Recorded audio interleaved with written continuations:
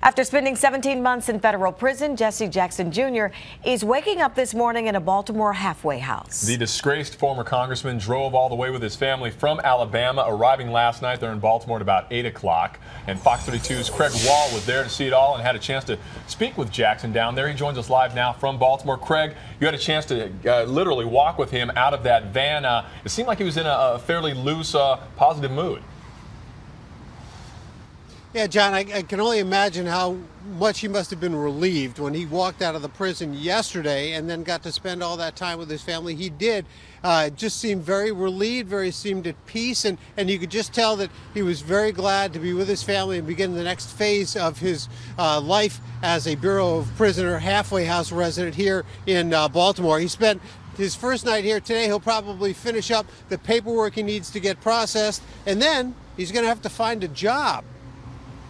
Jesse Jackson Jr. was mobbed as he got out of the van last night by reporters and photographers, arriving at about 8:17 p.m. He called it an extraordinary journey. He said he made a lot of mistakes, but that he was prayerful and hopeful that America and the people of Chicago would be people that would give him a second chance. Now, he was released from Montgomery at about 5 a.m. or so and required to arrive here by 9 p.m. It was about a 15-hour ride. So he got to spend a lot of time with his wife and kids. I talked to his father, the Reverend Jesse Jackson Sr., yesterday on the phone. He described the time when they first got together. "Oh, what a reunion." Those were his words. And the former congressman said seeing his family gave him a real sense of joy and relief.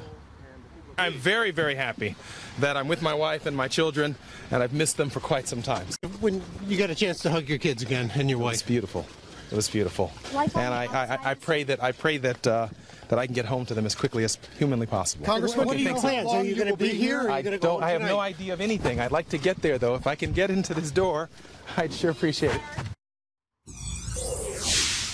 And so what we don't know at this point is exactly how long Jesse Jackson Jr. will spend here at the halfway house. We presume that he's not going to finish out his entire sentence from here until September 20th, although that's possible. But there's a good chance the Bureau of Prisons may allow him to finish out a good portion of this term on home confinement. Of course, after that, his wife Sandy will then have to serve her one-year prison term for tax fraud. John and Dar, back to you. Craig, I got to throw out a question to you. The one thing that the former congressman talked about yesterday or last night with reporters is just a second chance. Do you think he's already thinking about that, or do you think, like he said, his top priority yesterday was getting that hug from his children and his wife Sandy?